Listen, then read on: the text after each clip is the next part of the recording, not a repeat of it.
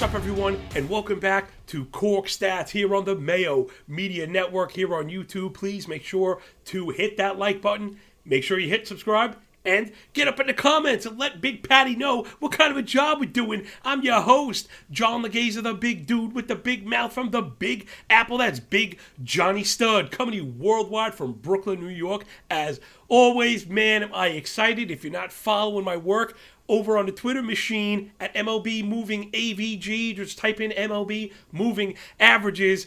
The big dude got a little bit of recognition. I'm not so great with kind of getting compliments, but I will accept them. One of my articles in last year's draft kit over on FTN is now a nominee at the Fantasy Sports Writers Association for Baseball Article of the Year. Please make sure to check out the Twitter handle, check out the article. It is my pinned tweet as I try and objectively dissect the need for the win and try and replace it with the plus quality start. Let's get into today's episode. Right, enough of that. We need more of this as we get ready for the upcoming 2022 Major League Baseball fantasy season.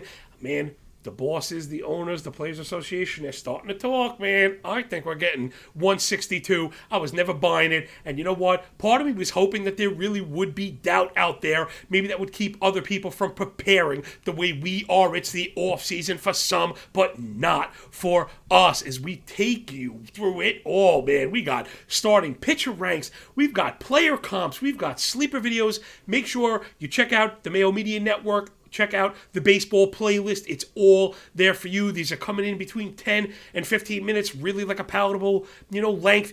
But to get your teeth sunk into some really comprehensive deep dives, I've been loving this video work. Thanks again to you, Pat, and you, Matt, for the opportunity to let you show my stuff. So let's get into today's topic. It's a very, very intriguing player in Yordan Alvarez. Now, I really wanted to focus a little bit. I want to be going towards the back of the board, back towards the front, because I don't want to just appeal to these deep, high-stakes 15-team leagues. I know there's a lot of 10 and 12-team leaguers out there, and sometimes players can have a habit of just kind of brushing past a player. Like, oh, Alvarez is awesome, so you take him. But I think it is important in shallow leagues to make sure that we really take the microscope out and know that we're getting exactly what we're looking for. A player like Alvarez can sometimes carry that narrative of having empty power, I should say. Something that is easily replaced later on in the draft. But there are power hitters, when they come with average and OBP, that can help get the job done in roto and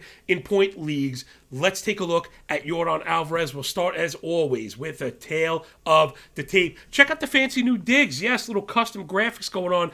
I always preach you never stay the same day to day. If you didn't improve, you probably got worse. I'm always trying to get better at my craft. Let's take a look at Yordan's year last season. Of course, he was excellent. Of course, the power metrics were excellent. No surprise there. Let's get into the rest of it. 144 games, a 277 average, which is very good for a power hitter. 33 home runs, 92 runs, 104 ribbies on an excellent team. And this is coming off some question marks surrounding his knee. Yordan started off as a DH. He started getting healthy, was playing in the outfield, and now he's got that eligibility, which certainly makes a difference. Last year, he put up a .531 slug with an .877 OPS, just phenomenal. A .370 WOBA, good for a .138 WRC plus. Expected stats as strong as you might expect. .276 XBA, .557 xSlug, .384 expected WOBA. Those are all excellent. Let's get into the disciplinary basket. Let's take a quick stop. In case you're new, welcome. What we like to do here to make sure that we're being objective, I try and use a similar template in analysis all the time. We did our surface stats. We'll take a look at discipline, then elevation, then batted ball quality, onto projections before we make a conclusion. So the second basket here is our disciplinary stats. Everything is good, but not great at times. Let's take a look. You'll see what I mean, but a lot of it gets brushed to the side because of the power offered. 24% K to 8.5% walk is average in both sides. 16.5% K minus walk is okay. The chase rate a little better than average at 30%, but where it gets really outrageous is his in-zone contact rate is near the top of the league overall at 91.9% with a 10% swinging strike rate. Hard to really think about what that means as you think about the basket altogether with a K rate that's just average and a walk rate that's just average with the power stats we know we're getting, but to have a 91% in-zone contact rate, just phenomenal. And that is what keeps the batting average up, keeping those Ks down. Into elevation we go. He keeps the ball in the air and off the ground. 38% ground ball, 39% fly ball, but less than 5% infield fly. Loving every bit of that. And the power metrics just jumping off the page. A 54% hard hit rate via StatCast. 54% of balls hit at 95 miles an hour or more. A 16% barrel rate. A 10.5% blast rate. That is the idea subset of barrels. A 480 expected WOBA on contact, where 400 is excellent. A 24.5% dynamic hard hit rate, 21.5% home run to fly ball. The power metrics are almost second to none, and that's why it's so important to work through those baskets, everybody, because we mentioned the contact rate so high, but when he makes contact, it's excellent contact. The thing is, the contact is happening at elite levels. This already tells me we're more than empty power here. Let's jump into the splits. I got some graphics up, but I know we have audio listeners only. Also, we'll get into all of that. I got our home, our way, versus lefties, versus righties. We always want to see if there's a split that's too heavy. Here, nothing to worry about. Alvarez has posted a minimum 360 WOBA, minimum 133 WRC plus in all four splits, a minimum 855 OPS. Now I have the WOBA charts up versus lefties versus righties. The reason I wanted to put that up is to show you the plate coverage is excellent. The only overlapping hole here is low and away. But you'll also notice if you just happen to miss in the middle, you are going to pay. So that's the risk pitchers are taking against Alvarez. And we already know if you leave it in the zone, he could get not just contact. I was going to say contact, but it's not just contact. It's elite contact at elite rates. So that is the one hole for Alvarez. Let's dive on a little bit into the discipline. On your left, you see I have his rolling average for both strikeouts and O-swing. That's your chase rate. I just wanted to show you the relationship here. The dotted lines you see is the league average. So Alvarez's K rate has fluctuated around the league average, of course, which is fine when you're getting the contact, when you're getting the average, and of course the power, but I wanted to show the relationship to chase rate. That's what it really looks like is going on here. Alvarez's K rate is closely related, or tied, I should say, to his chase rate. As the chase rate goes up, so does the K rate, and the inverse is also true, the opposite being true. But I wanted you to take a look at the second half of last year when we saw a dip in the K rate, a dip in the chase rate, and if this trend continues, there really could be another level to unlock for Alvarez, which is almost kind of hard to believe that there really could be even more here. And the other side is that in-zone contact rate. I wanted to show you it's not just elite, it's also been trending up. So it's wheels up, all systems go in the discipline department. Yeah, a couple Ks here and there, but totally palatable with all the other metrics that we're getting, the 350 OBP, all the barrel rates and all the power rates,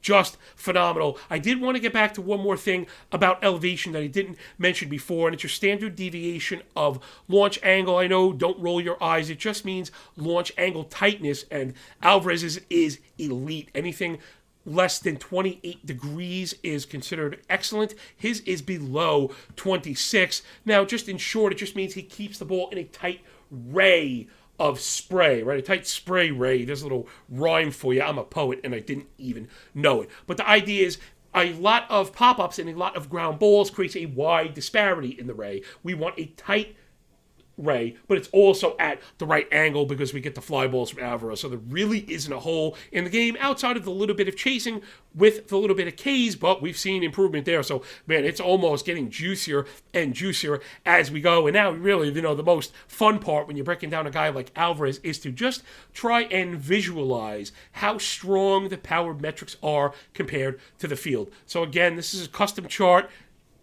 Again, I'm going for it, man. I want this to be the most comprehensive and advanced understanding of player analysis that there is anywhere.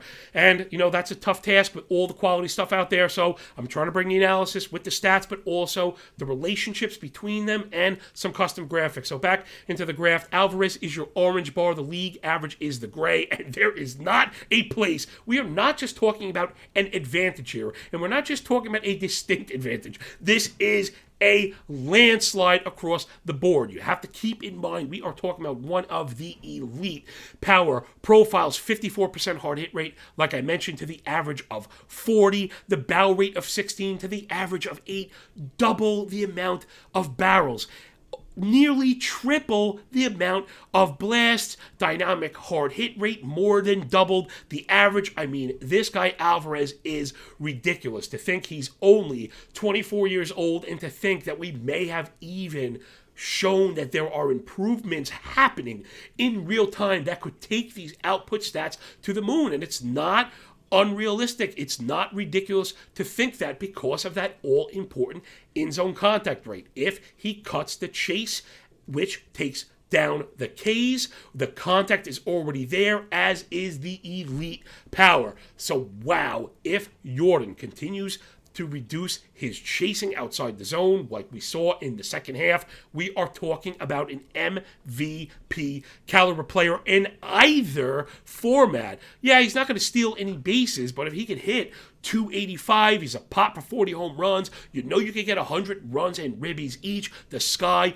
is the limit. So let's jump into those all-important projections. No matter what we think, we always want to check with the pros. Hat tip to my boy Derek Carty. His projection system just dropped the other day, as did Ariel Cohen's ATC. Those are all highlighted in green. Let's walk through it. Steamer projections. I mean, everybody's projections are extremely strong. Steamer, usually the first place that I happen to look. 280 average, 37 bombs, 93 runs, and 110 ribbies. Now let's just go through the edge. Everyone has the average within 1 BIP. That's 1,000th of a point, so let's call it 280. Home runs, I'm seeing range between 36 and 39. You could give me the 39. I think he could be a pop for even more. Runs range between 91 and 93. Yes, please. The RBIs ranging between 101 and 110. Every bit of that is understandable. And I gotta say, with all of the underlying stats and an improvement in discipline, that, wow, man, I don't know. They might even be shortchanging our boy Yordan here. So I would have to say, in conclusion, there is quite literally not a hole in the game here. And now that I even look at it a bit farther, I think that empty power narrative that I mentioned might be being applied a bit too heavily here for Alvarez. He should be mentioned up there with the very best pure hitters in the game. Also a video that I did, if you want to check it out, go through the playlist on the Mayo Media Net. It's right there. I comped Bryce Harper to Vlad Guerrero to Juan Soto, right when we think of the power-only guys, though Harper does steal some bases and kind of why he's my choice in Roto. But for point leagues where steals are not, disproportionately weighted, I feel like Alvarez should absolutely be mentioned in the top 5, top 8, top 10 overall. So I think it's really important that we got to this video and laid out all of this stuff, because you must circle Alvarez. He is a must-own in these leagues, and I think he even opens up a pathway to be a bit creative in the beginning. Meaning, if you're worried about your ability to pick a second-round pitcher, I think Alvarez opens up the door for you to take a pitcher in the first round, knowing you can get all the power that you like. Or if you end up pushing back on pitchers and you have one of the hitters in the first round that's maybe a little more speed oriented, you have Trey Turner, or you've drafted Bo Bichette, Alvarez makes a perfect complement. It's 4 categories of contribution, really, with the sky being the limit. If those disciplinary gains that I mentioned continue to come to fruition, we could even see a bit of an average spike with some batted ball luck. He's never been a big BABIP guy because of the speed, but I mean, the way he beats the hell out of the ball, high BABIP certainly is not out of the question to give him an extra 5 bips. Again, I never like to shoot the moon. He's not going to be a 330 hitter, but Alvarez could hit 287. That's perfectly in the cards with 42 bombs and 125 combined ribbies and runs. Give me all of the Alvarez this year, and I think he is a good piece to allow you to pivot.